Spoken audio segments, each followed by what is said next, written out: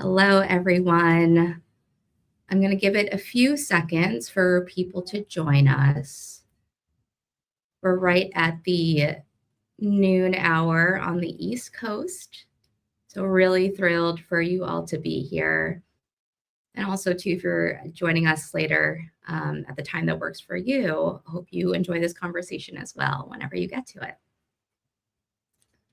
So feel free to grab anything you need and get cozy for this amazing conversation that we have today on the first of the month.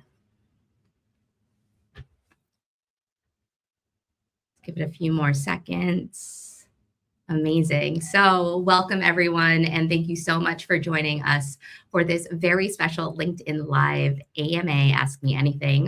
My name is Gracie Delore. I use she, her pronouns, and I am the Senior Associate Director of Marketing and Recruiting for the Executive Degree Programs team at MIT Sloan. So today's conversation is designed especially for prospective executive MBA students who are curious about what it's like to learn from MIT Sloan faculty, who are actively shaping global conversations in economics, policy, and technology. We'll be talking about how real-time global economic issues, emerging technologies like AI, and questions of policy and institutional change show up in the MIT EMBA classroom. And I'm so thrilled to be joined by Simon Johnson in just a little bit. He is the Ronald A. Kurtz 1954 Professor of Entrepreneurship at the MIT Sloan School of Management. We'll bring him on in just a little bit. But first, let's kick off our event the way we always do, with a quick program overview for those of you who may be joining us live for the first time. Also, just a quick note, feel free to drop in any questions for us in the chat. We'll get to as many as we can in the time we have together today. So the MIT Executive MBA is a 20-month program delivered over 26 weekends. While most sessions, including those module weeks, are in person, we're also piloting a small number of virtual class weekends across your 5 terms for added flexibility. So Fridays and Saturdays are full class days, spaced every 2 to 3 weeks. Students may miss up to 2 days per semester with our updated attendance policy. And then those 4 one-week-long modules are integrated throughout the program, including your opening and closing weeks of your 20 months. Graduates earn the same exact MBA degree as students in our 2-year MBA program, as well as our 1-year Sloan Fellows MBA program. And so you're getting the same exact MBA, your core classes are the same. It's just spaced out a little bit differently time-wise. And so our program, like all programs at MIT Sloan, are rooted in action learning, MIT's mens et manus, mind in hand philosophy. And so you'll bring real organizational or entrepreneurial challenges into the classroom and immediately apply what you learn come Monday. If you haven't checked it out yet, our I Love Monday series is amazing, where you actually get to see in real time what our students and also our alumni are learning, especially if they're coming back for January executive electives. And so courses are taught by senior MIT Sloan faculty researchers, innovators, and leaders shaping their fields. And what's really, really amazing about the faculty at Sloan is that they see our EMBA students as peers, right? Which enhances the discussion and accelerates their learning. I always like to say that while the coursework is lockstep, learning the same things as previous cohorts, prior to you, but the discussions will be slightly different because, you're all in fields that are rapidly changing. And so they're learning from you just as much as you are learning from our faculty and from each other. And so our students bring diverse backgrounds, industries, and perspectives. And I'll just end with this. 65% of the class of 2026, so our second years, they join us from outside of Massachusetts. So they're coming in, whether it's across, the states or internationally. 76% are director level and above. But the one thing that everyone has in common is that everyone is employed. That is a requirement for admission, because we want you to be able to utilize the frameworks that you're learning in the classroom directly into your job once you head back to work. And so with that, we'll transition into today's speaker. Simon is one of the world's most influential voices in economics, public policy, and technology. In 2024, he was awarded the Sveriges Riksbank Prize in Economic Sciences in Memory of Alfred Nobel, alongside Daron and James A. Robinson for their groundbreaking work on how institutions form and shape prosperity. Just last year, he was named an AI ambassador by the British government, advising its Tech Town initiative and related efforts focused on productivity and shared prosperity. And so based on his courses at MIT, Simon also co-hosts the podcast Power and Consequences with Gary Gensler, former chair of the United States SEC, exploring the intersections of economics, technology, and policy. And so today, Simon will share more about his current research, how he brings live global developments into the classroom, and what prospective EMBA students can expect from learning with MIT Sloan faculty. And so again, just that reminder, feel free to drop in any questions for us, either about the program or for Simon in the chat, and we'll get to as many as we can during our time today. Simon, thank you so much for being here and welcome. It's great to have you with us for our very first faculty AMA. My pleasure, Chrissy. Thanks for inviting me. Of course. So to get us started, can you briefly introduce yourself and share a bit about what you're most focused on right now in your research and teaching? Sure. My name is Simon Johnson. I actually have a PhD from MIT, and I first set foot on the MIT campus, Chrissy, if you can believe this, 41 years ago. I think that's enough about numbers there. I have, however, been away from MIT various points in my career. I was the chief economist at the International Monetary Fund for a while. I have been involved in various other policy initiatives, and I worked a lot with the private sector also around the world. And I try to bring all these different experiences, as well as the more academic work, which, as you mentioned, won a Nobel Prize a couple of years ago. I try to bring all of that into the classroom and shape things, shape the material in a way that we can really all engage with it and discuss and argue. I have a no cell phones, no computers policy in my classroom, because I think you need to lean in order to engage with the material and figure out what makes you as a human valuable and competitive relative to what's coming at us, particularly artificial intelligence. I really love that, since, of course, we are MIT, and, it's no surprise that we very much lean into the technology, the AI of it all.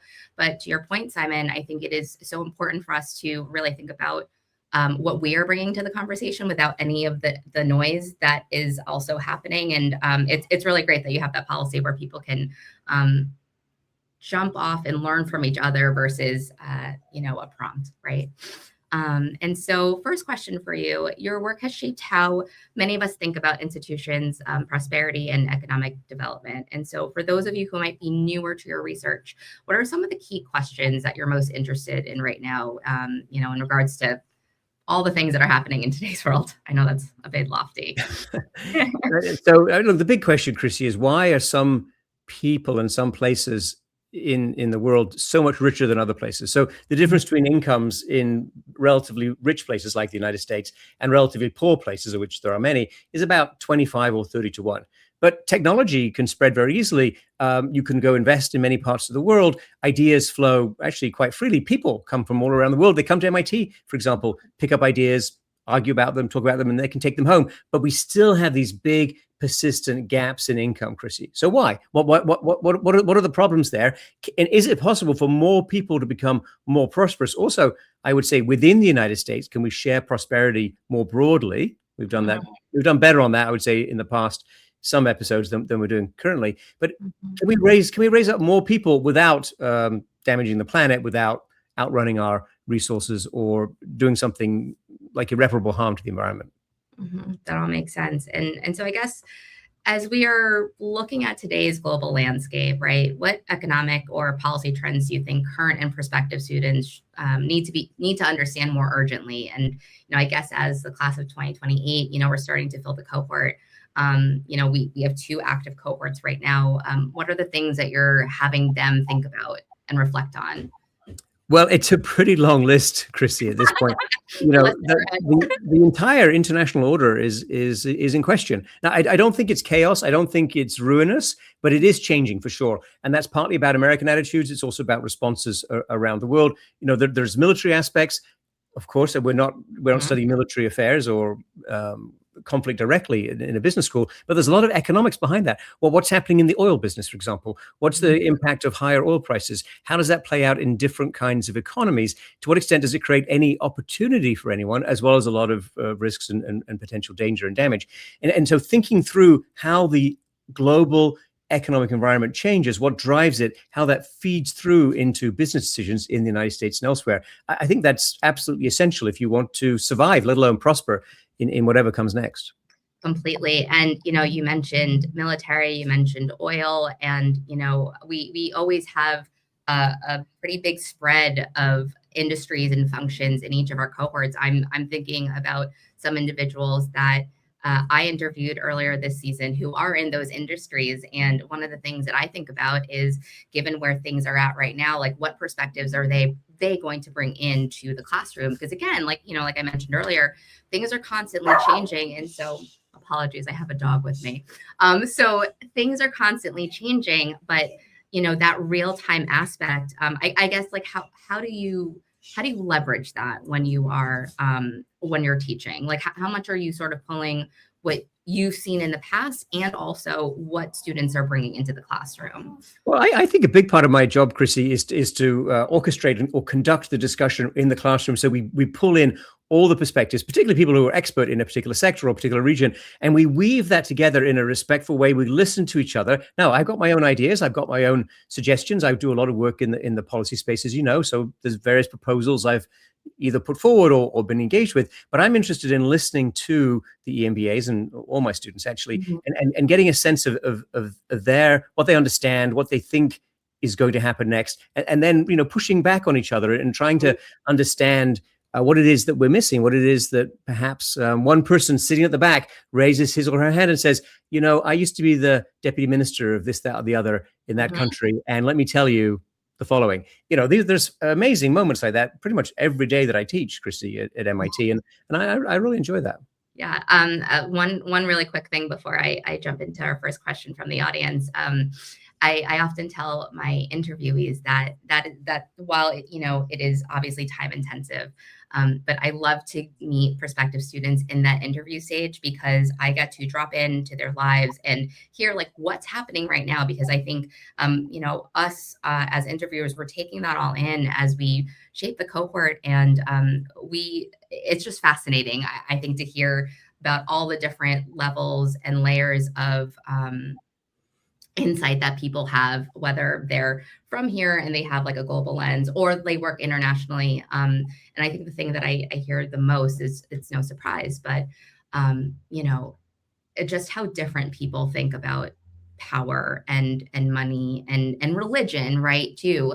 Because while that is maybe not something that we talk about very overtly here, we know on a global level that all of these factors are influencing like all the other things, right? And so nothing is really in a vacuum. And so we have a great first question from Helena. Thank you so much for popping in here. Simon, what's your perspective on private equity and their role as operator within a broader financialized system? Well, before I answer the question, Chrissy, let me say you guys do a great job with the interviewing process. So my job is easy. I walk into a classroom that has all these diverse, informed perspectives, and I weave them together. You actually have to make up that classroom.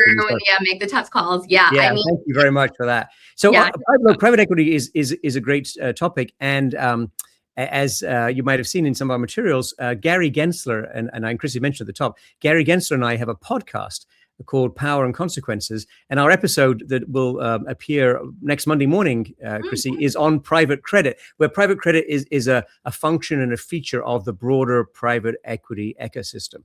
And so I'm going to give you a teaser answer to the question, because I want everyone to listen to that episode. And the episodes, Chrissy, and the whole podcast is based on our MIT teaching. And it's drawing on a lot of these conversations. Now, it's just Gary and Simon going through some issues and debating and talking it through. But we're behind us. I want everyone to imagine all of these MIT perspectives, all of these interactions with colleagues and with students feeding into or being filtered by us. And, you may agree with this ultimately, or you may not. I think that the, private equity has clearly plays an important role in the American economy, and it has brought some positive changes, but we also have to be careful to recognize the risks. And I think this is becoming apparent to people right now around private credit, that some investors in private credit thought they were getting a product that's more liquid, they're more able to get their cash out when they want it, than is actually the case. And that's because the loans are tied up in productive enterprises for the most part that take a long time to pay off and for the benefits to be realized.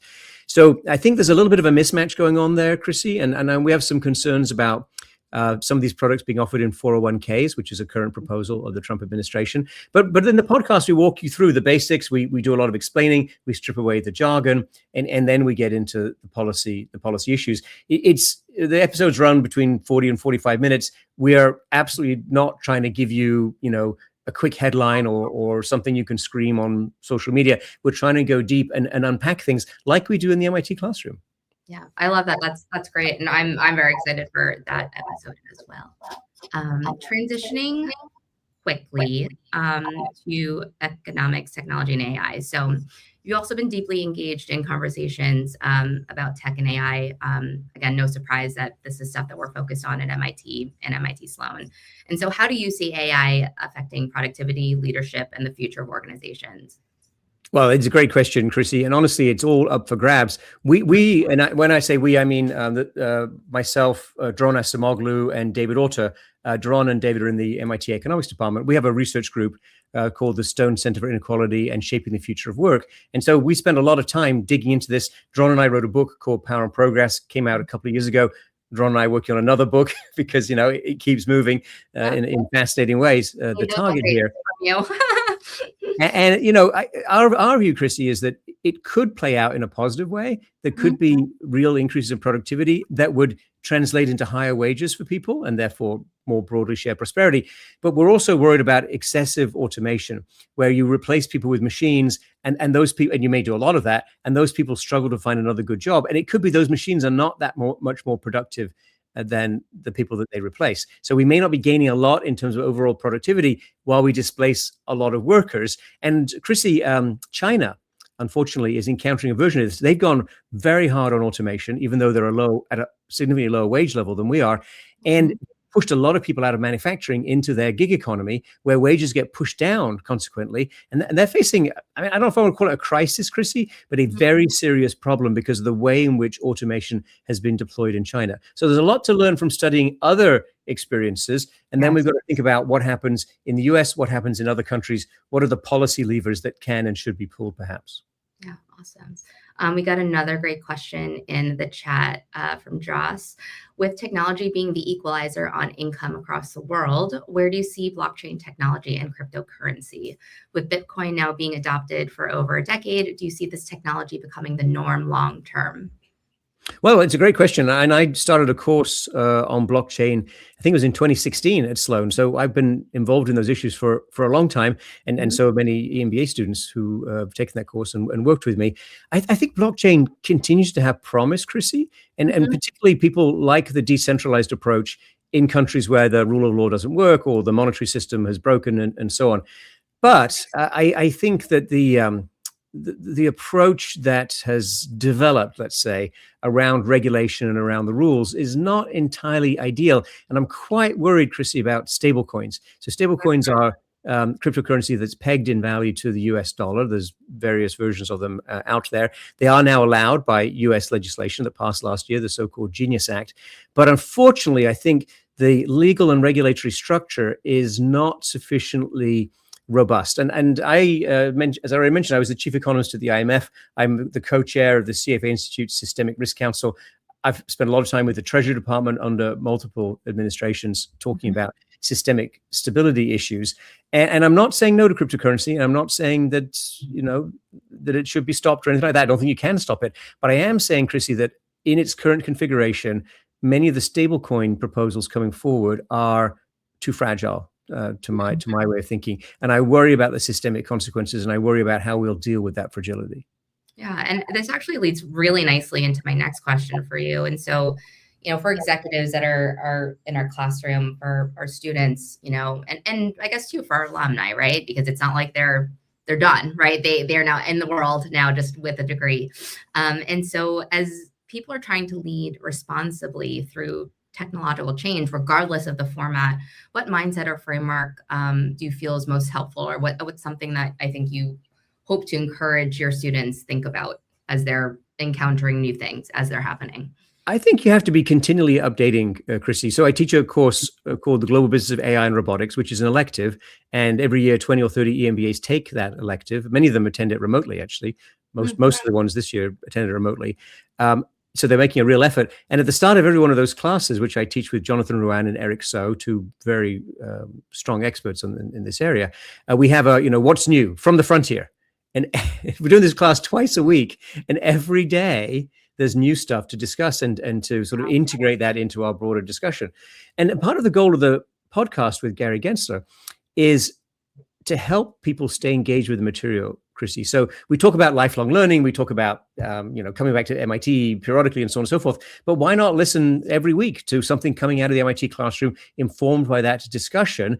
And, I think it's available to prospective students. It's available to people who don't come to MIT. It's available to current students. But I think for alumni, I'm hoping, this is a new venture, we don't know yet, but I'm hoping it will be useful for people who've been through MIT and want to stay in touch and want to get a sense of where are these current discussions. You don't have to agree with us. That's not required. It's never required to agree with me in my classroom, even Chrissy. All I'm suggesting is we engage, we lean in, we use what makes us valuable and special as humans, which is our ability to listen to other humans, to think about their perspective and to absorb them and to make something of a coherent synthetic view when we get that right. Yeah. And I think, the notion that you don't have to agree with everyone, I think that is one of the reasons why we are so bullish on ensuring that the cohort is diverse across the board. It's not just function. It's not just industry. It's also, job title, years of work experience.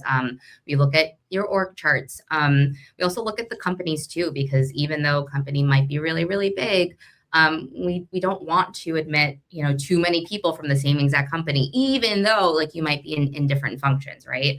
And so that idea that you're allowed to respectfully disagree and share your thoughts and use the classroom as a catalyst for any conversations that you're then having to go into in the, in work, I think it's all really wonderful because then you get to try out what works. And I know that's something that our students and our alum really find so valuable, where they can get that perspective of, okay, I have a meeting with my CEO or my CFO, and this is where I'm coming with a problem here. And they can try it on someone who is maybe that level or has this background knowledge and see, like, is that going to be a viable argument? Do I need to maybe tune my argument a little bit more? Is this good to go? Or, do I need to rework? And I love that, our students get to state, they remain very close beyond the program. And that's not something that, that you can replicate, that long-term sounding board, I think is really, really awesome. Let's see. So we have another question from Andy.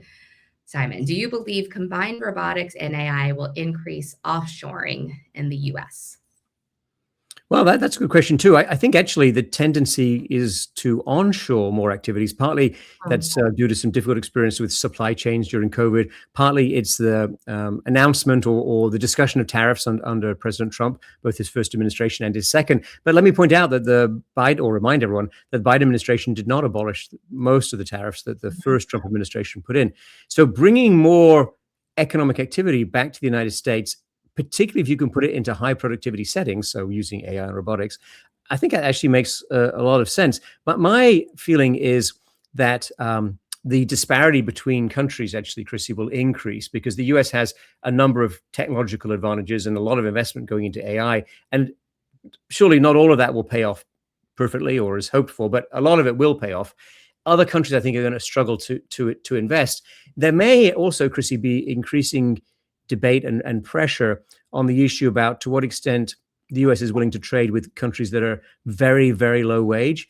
And you can already hear both on the right and the left in Washington, D.C., where I spend a lot of time, a lot of qualms about the operation of the global economic system on those terms. If we're trading with people and that's lifting them up and creating opportunity and they become our trading partners and they buy things from us, well, that's good. That's how it's supposed to work. But if we're trading with people who are at very low wages and they get trampled down more as they engage in exports because of the local politics or the way technology is used or some AI solution that's massively results in worker surveillance or whatever, then they're going down in wage and they're selling to us. They're not able to buy our goods. And that's a form of pressure that we've experienced in some places, in some parts. And I don't think there's going to be a lot of support for continuing that kind of trading relationship. Okay, thank you. So one of the things that makes MIT Sloan distinctive is that, faculty such as you bring research and real world developments directly into the classroom. And so how does that show up in your EMBA teaching? And, how are you maybe thinking about how you're framing your work when you're teaching EMBA students? So I help to lead a week for the EMBAs currently on the global economy, where we spend a lot of time on macroeconomics and overall context, but then we bring it to a simulation at the end of the week, and the simulation is a big economic crisis, and we allow or require the students become participants in that crisis, and they have to solve it. So they have to they have to use all the knowledge in a very active way to be ministers of finance, central bank governors, and so on. Now, I understand most people taking this program are not going to have, at least in the short term, those public policy roles. But nevertheless, it's very helpful for them to have sat in those chairs, to have thought through, how do I use this knowledge, to understand what gaps they have in the knowledge that is useful and important, and then to make decisions, because the decisions that they do encounter that are made by those individuals in the world are of fundamental importance for shaping business environments everywhere. So play the game, use your economics, turn it from passive to active knowledge, and we'll hold your hand all the way through. But ultimately, the EMBAs are responsible for, landing a big chunk of the global economy in a safe space. Speaking of the simulation, is there something that you tend to see year over year, or something that is maybe surprising to you anytime you run this, that it just happens all the time? Or I guess, what's an interesting takeaway, after this week? Well, I think the EMBAs do a really good job of finding negotiated solutions. And that's because they listen to each other and they respect each other. And in the real world, it's a bit harder because the domestic politics impose more constraints. But they come away with a deeper appreciation for that. And I think it's a very good applied negotiation exercise, as well as a good way to learn economics. Yeah, awesome. You have another great question. Do you think there's a viable path to ramp up investments in data centers for AI while remaining mindful of ecological sustainability? Or could stronger environmental regulations end up deterring investors and slowing things down, especially Western economies, which tend to be more mindful of environmental regulations? Yeah, well, this is obviously a fantastic question in the moment, and something that's being grappled with in many parts of the country. I think up to some point, you can have it all. You can have your data center and protect the environment. But if you overinvest and if you're not careful, and you can see, this is, leave aside any national discussions, you can see local communities becoming very concerned about this. I think you need to strike a balance. You need to worry about water use. You need to think about congestion. You need to think about the price of electricity, Chrissy. These are all pretty sensitive issues in many parts of the country. So let's see how we do, and also let's see how other countries do. So the UK, as you mentioned, I'm advisor to them on AI, some dimensions of AI policy. They're trying to find a pathway that's not quite what the US is doing. It's a bit more measured and you might say a bit more regulated, but they do want AI and they do want the jobs that are going to come with AI. So it's a fascinating question to what extent other countries can look at the US, they can look at China, they can look at places that are not very pro-AI and position themselves in the middle, hopefully to find some great opportunities for their people. Yeah, and I love that your answer leads really nicely into the next question from Eleanor. So do you agree with the people who say that the only jobs safe from AI are hands-on jobs like home care services, plumbing, etc.? What's your take? Well, I think we do need to create new tasks. That's absolutely essential. And when economic technological change progresses in a positive way, in a way that benefits more people, you see a lot of new jobs emerging that just didn't previously exist. So I think there is more to come, Chrissy, and that's part of what we work on at MIT, is trying to generate ideas that will lead to those new tasks for humans, particularly new tasks that require expertise, because that's what you get paid for, bringing expertise that's valuable in the marketplace to any employment. On the hands-on jobs, I agree that some of those may prove more resilient than some back office jobs, some clerical white-collar jobs. But I would also caution everyone that the progress in robotics, for example, around self-driving cars, is tremendous, and we will see other robotic developments. So I'm not assuming that any hands-on job necessarily is safe. There's a lot of food delivery in China, for example, that is completely automated now.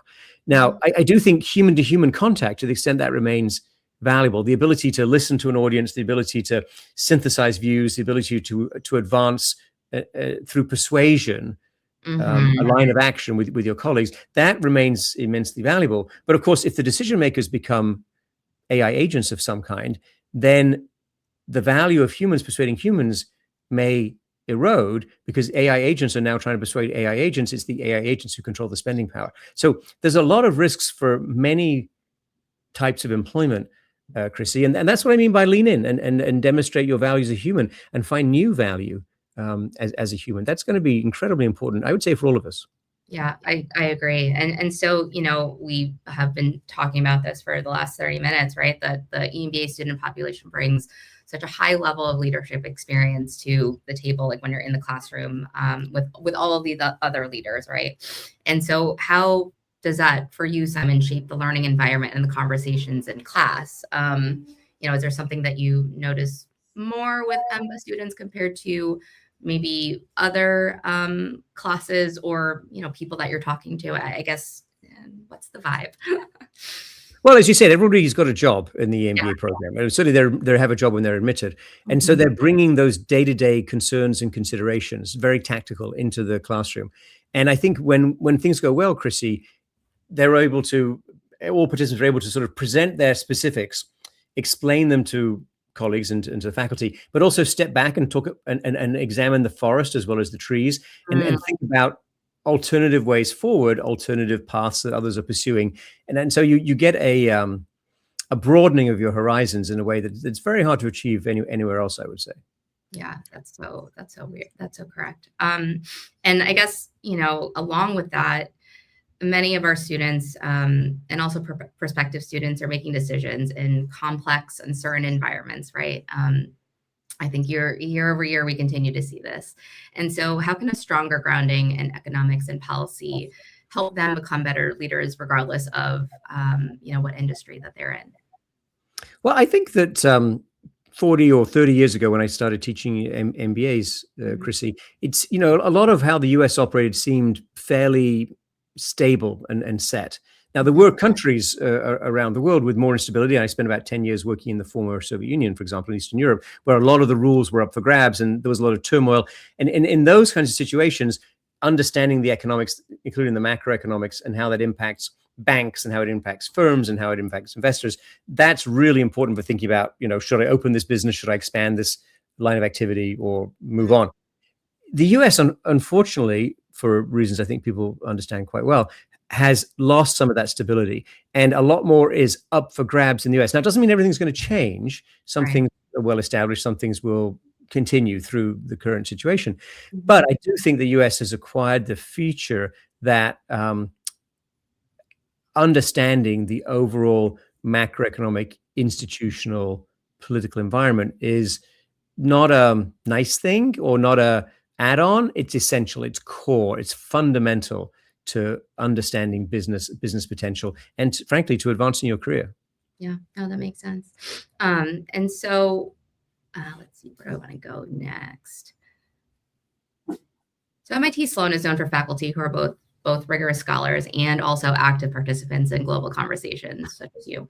And so how do you see that connection between research, practice, and classroom experience? Well, I think most of the faculty, Chrissy, are bringing ideas from their research papers, from the conferences they go to, from all their discussions with colleagues. They're bringing those ideas into the classroom. Now, partly that makes for easy preparation and fascinating material and good discussions. But I think most of my colleagues, and this is certainly my view, really appreciate the opportunity to explain ideas to a broader audience. It's a great practice for, can you explain the idea without jargon? Can you explain it without reference to any equations? Can you make it simple and still compelling? Can you be persuasive in front of the EMBAs? Because if you can't, you should go back and work on it, frankly. And if you can, then you have something that you can take to policymakers, you can explain to executives, you can write another book if you're so inclined. But the classroom, I find to be a fantastic, actually essential part of my idea development process. I love that. And, the idea of being able to speak clearly and without jargon. I'll just say too, for any prospective students that are on the call, that is for sure something that we are looking once we get to that, not just the interview stage when someone is sitting across from you asking questions, but also in your application, in your essays.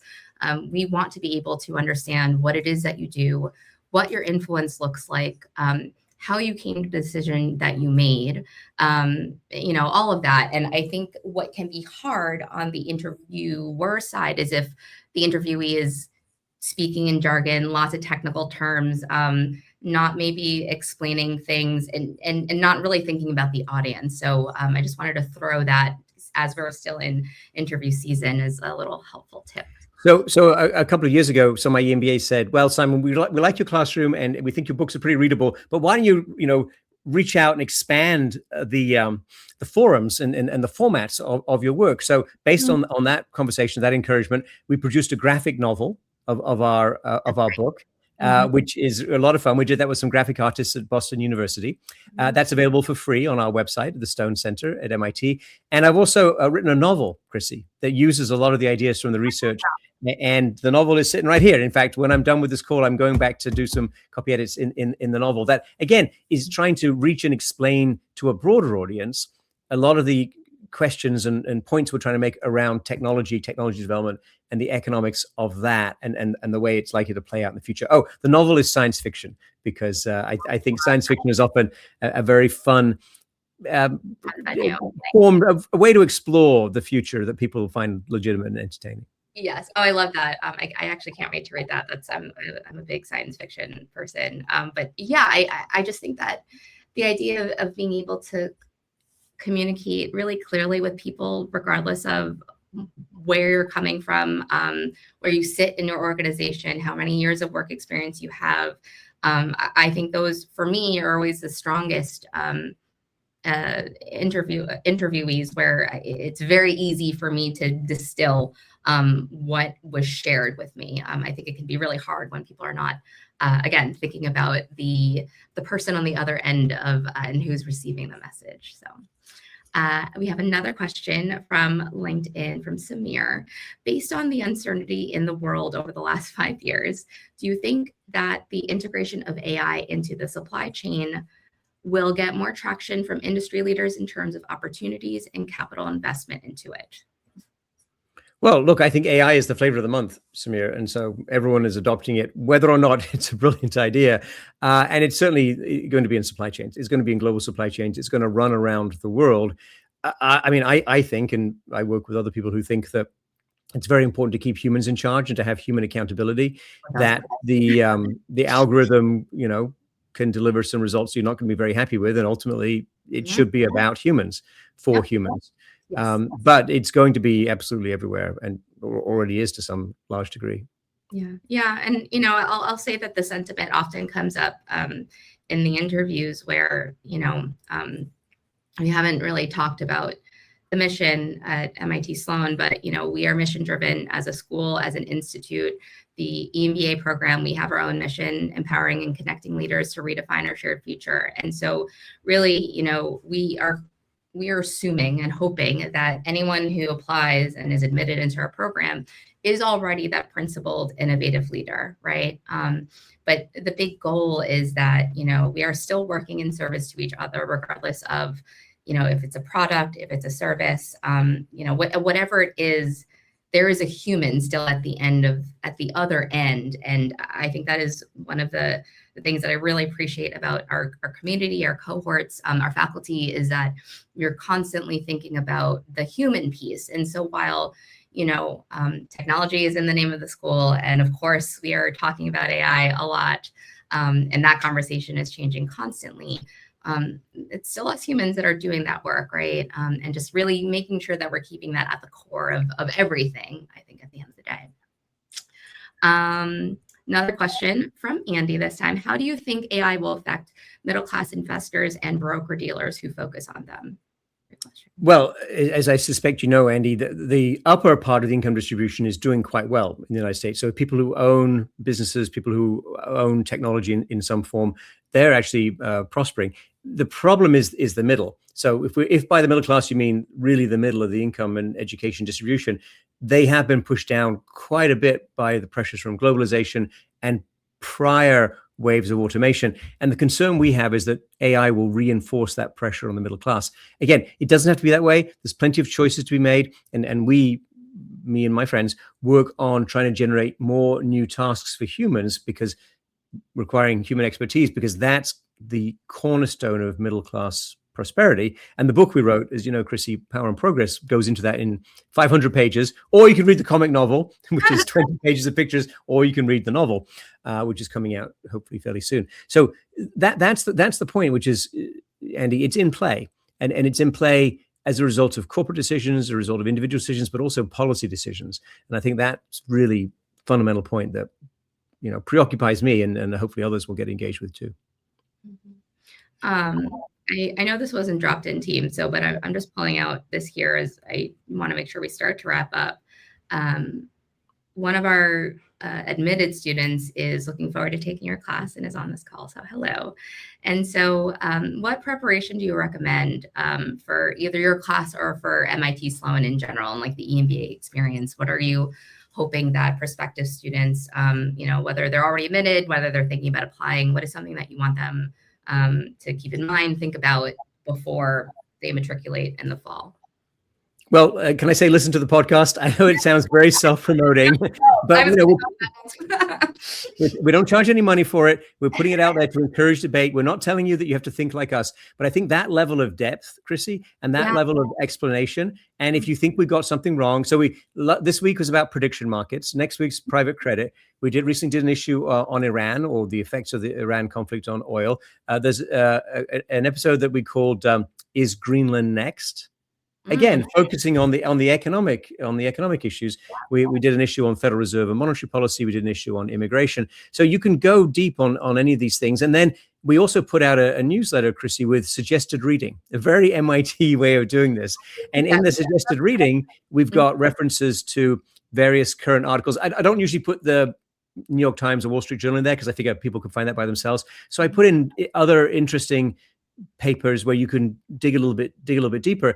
And we have a relationship with a group that puts out free economic textbook, a very good textbook. It's called CORE, CORE. And we will be, as we build our website, we're building links to their material so that people can hear the podcast, dig a little bit deeper, say, I don't quite understand this. So go look at the textbook, go teach yourself. And there's a lot of discussion, Chrissy, about AI in education. And I think some AI can be useful in many settings, including education. But I think what you want to encourage is human investigation and self-examination and the pursuit of, do I really understand this? Can I explain this to somebody else? And if I can't, and those guys, Gensler and Johnson, didn't get it, right? Let me go dig and come up with a better explanation myself. And when I've got that, I'll email it to Simon and see if he agrees that he should update his views and use my wording now. Please, absolutely do that. Awesome. So we're coming at just about time. I guess my last question for you is, what's your favorite thing about teaching MIT EMBA students? It's never boring, never dull. It's never the same. I walk into the classroom with a lot of preparation and some notes, and I put my notes on the front table, and then I stand in front of the table and I make eye contact. I make them put the phones and the computers away, and we talk. And in a great class, I don't look at my notes ever again. I love that. That's my, but I deliver. On that page is what I wanted to get across, the issues I wanted to cover, and I deliver it. And at the end of many of my classes, I provide a one-page summary just in case anybody's confused. And now I provide a podcast. So you can't say that we're not giving you the takeaways. But I think it's the process, Chrissy. It's the process of listening, engaging. It's the process of thinking, oh, that is a good point. Or I don't think that person's quite got it, but we'll just let this go.